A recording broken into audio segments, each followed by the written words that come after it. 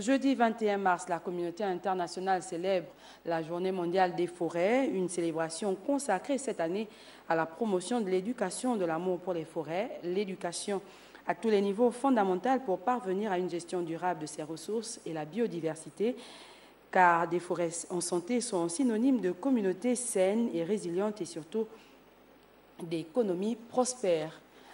Et au Gabon, le ministre en charge des forêts s'est entretenu avec le personnel de ce ministère. Redynamiser le secteur important pour l'économie gabonaise, c'était l'objectif de la rencontre à laquelle prenaient part Andine Tungi et Louis Bestar Lenyongo de notre rédaction. Dans un style direct, le discours du ministre d'État Guy Bertrand Mapangou a fini par prendre une tournure familière pour bien se faire entendre. Devant l'ensemble du personnel sous tutelle ayant répondu présent à cette rencontre, l'autorité ministérielle veut regarder de près et examiner au cas par cas le virus qui semble infecter son personnel. J'accepterai pas longtemps que ça soit l'extérieur qui dirige ce ministère. Ce ministère doit être dirigé par vous-même. C'est vous qui faites carrière dans ce ministère. C'est vous qui avez choisi comme métier la forêt.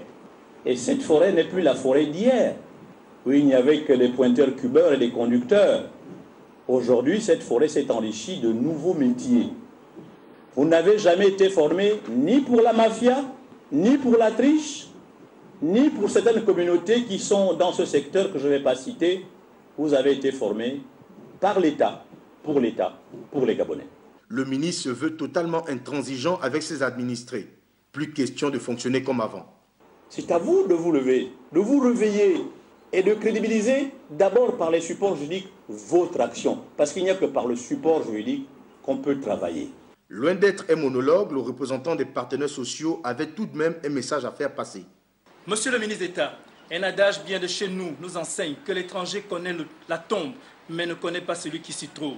C'est-à-dire, vous connaissez le ministère des Eaux et Forêts, mais pas les personnels qui y travaillent. C'est pourquoi nous vous prions de bien vouloir appliquer cet adage africain qui, je cite, un chef doit s'entourer de 3 types d'animaux, à savoir le coq qui vous annonce le lever du jour, le chat qui assiste aux réunions de sorciers, le mouton qui bute l'herbe qui se tue. L'occasion choisie pour le ministre d'État de procéder à l'installation du nouveau secrétaire général du ministère des Forêts, Serge Okana.